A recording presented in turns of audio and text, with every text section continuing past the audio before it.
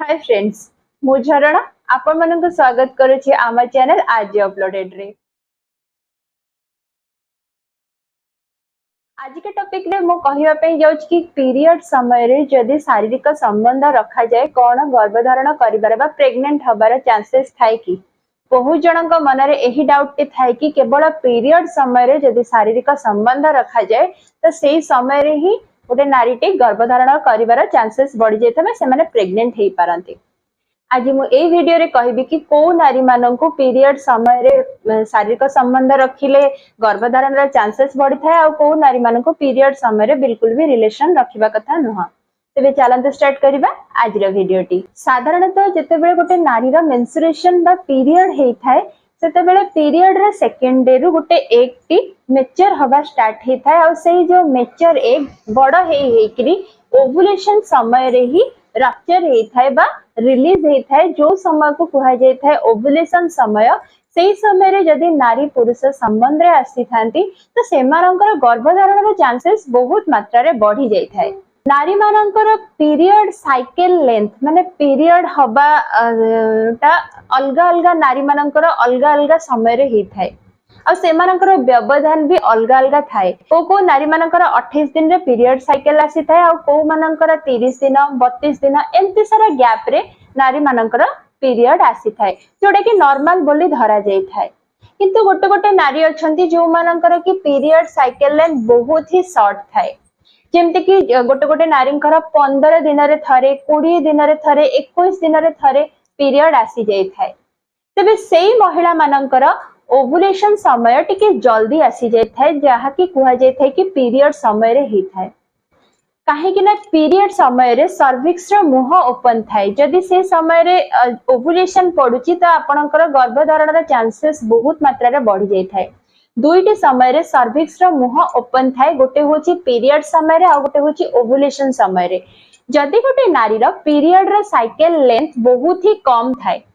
15 दिन हो किंबा 20 दिन हो किंबा 21 दिन हो जदी एभलिया व्यवधान रे गोटे नारी रो पीरियड आसी थाए तो सेम नारी मानकर पीरियड समय रे ही संबंध रखि दबाटा बहुत ही सेफ रही थाए तांकर जदी आगो को कंसीव करिबार बा प्रेग्नेंट हबार इच्छा अछि तले सेमान को पीरियड समय रे ही संबंध रखिबार अछि।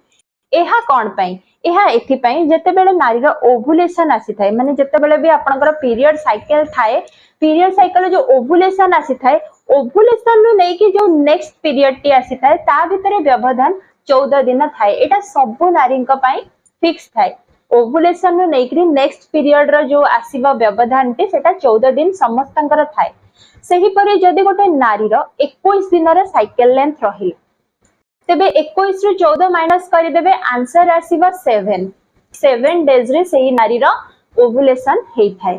तेबे 7 डेज रे जदी ओव्युलेशन होउची ताले तांको रिलेशन तार 4 दिन पूर्वरु ही रखिबार अछि काहे कि ना पुरुषर स्पर्म नारी रो शरीर रे 3 रु 4 दिन पर्यंत जीवित रही थाए तो सेमानंको पीरियड रा थर्ड डे रे ही रिलेशन रखिबा स्टार्ट करि दबार अछि जेहेतु सेमानकर ओव्युलेशन पीरियड रे 7 डेज रे आसीची